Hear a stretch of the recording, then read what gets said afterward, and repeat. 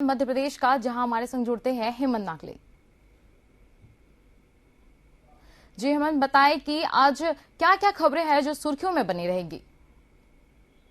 इस सबसे बड़ा मुद्दा तो जो लगातार राजनीतिक गलियारों में चल रहा है, पूर्व मुख्यमंत्री के पुत्र दीपक जोशी ने देर रात इंदौर के भाजपा कार्यालय में आए थे, जहां पर भाजपा के कई कार्यकर्ता और संगठन के नेता उनसे यह बात कर रहे थे कि दीपक जोशी ने कहा था कि वह 6 तारीख को कांग्रेस ज्वाइन कर लेंगे। एक ऑडियो वायरल हुआ था जिसमें वह कहता है, सुनाई दे रहे थे कि जिस तरह से भाजपा सरकार उनकी किसी तरह से बात नहीं मान रही है। तो उस बयान के बाद लगातार राजनीतिक गर्मा गई थी। उन्होंने कमलनाथ के बारे में कई तारीफें भी की थी। 6 तारीख का अल्टीमेटम दिया था कल देर रात, जहां पर वह भाजपा के इंदौर के अध्यक्ष से गौरव रणधीवे से मिले थे। कई संगठन कार्यकर्ता थे, मीडिया को किसी प्रकार से जाने नहीं दिया था। तो दीपक जोशी के उस बयान के बाद लगातार राजनीतिक गलियारों में गर्मी छाई हुई है। कांग्रेस अभी तक इस मुद्दे पर लेकर कुछ बात नहीं करी, लेकिन सीधे तौर पर यह देखा जा रहा है कि भाजपा जिस तरह से इस चुनावी वर्ष में यदि अचानक से कोई भाजपा का वरिष्ठ नेता इस प्रकार से बयान देता है। दीपक जोशी लंबे समय से भाजपा से जुड़े हुए थे, लेकिन उनकी क्या मांगे थी, क्या मुद्दे थे। इंदौर के एक संगठन के पुराने नेता है सत्यनारायण सत्तन जी, उन्होंने भी भाजपा पर कई बार टीका टिप्पणी करी थी। सिंधिया जी को लेकर भी उन्होंने कई बातें कही थी।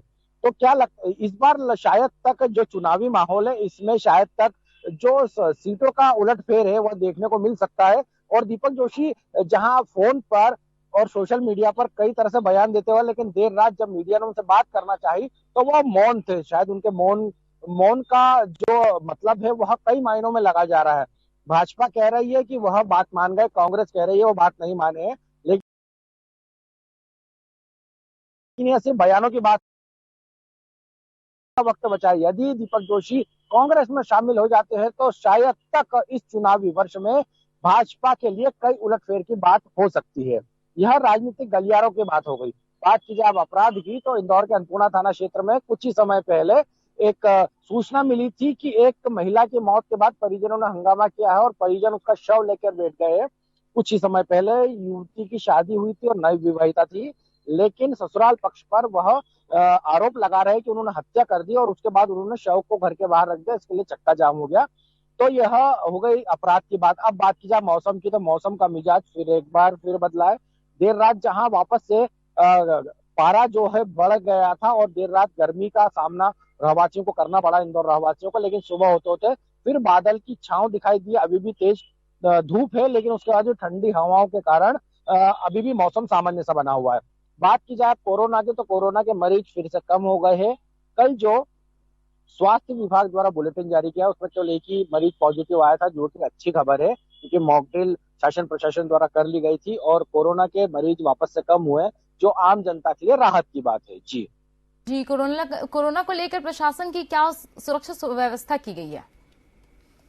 जी देखिए, कोरोना को लेकर जहां शासन प्रशासन ने लंबे समय से जो मॉकड्रिल कर ली गई थी सभी अस्पतालों में, जहां ऑक्सीजन के जितने भी एक जो कंटेनर जो ऑक्सीजन सप्लाई के लिए अस्पतालों बनाए गए थे वह सभी तैयार थे। मॉकड्रिल शासन प्रशासन द्वारा बात की थी, प्रदेश सरकार द्वारा इस मॉकड्रिल को कहा गया था कि पूरे सभी जिलों में किया जाए, तो सभी जिलों में कर लिया गया था। क्योंकि अचानक से 17 मरीज आ गए थे इंदौर में और 17 मरीज के तो वापस से कम आना राहत की बात है। शासन अभी भी अलर्ट पर है क्योंकि जो मौसम का उलटफेर है, यह सर्दी खांसी बुखार इसके लक्षण दे रहा है। स्वास्थ्य विभाग लगातार अपनी टीम को सर्वे के लिए भेज रहा है और यह भी मीडिया के माध्यम से वो आम जनता से अपील कर रहा है, सर्दी बुखार खांसी इस प्रकार के यदि लक्षण है तो तुरंत अपने नजदीकी स्वास्थ्य केंद्र या अपने निजी डॉक्टर को दिखाए, क्योंकि सलाह जरूरी है। क्योंकि किसी भी तरह को अगर गलत न लिया जाए, इसे यह न समझाए कि सामान्य बुखार है। हो सकता हो कोविड हो या हो सकता है वो सामान्य बुखार हो, लेकिन कोविड के लिए हमें सतर्कता बरतनी जरूरी। सतर्कता में ही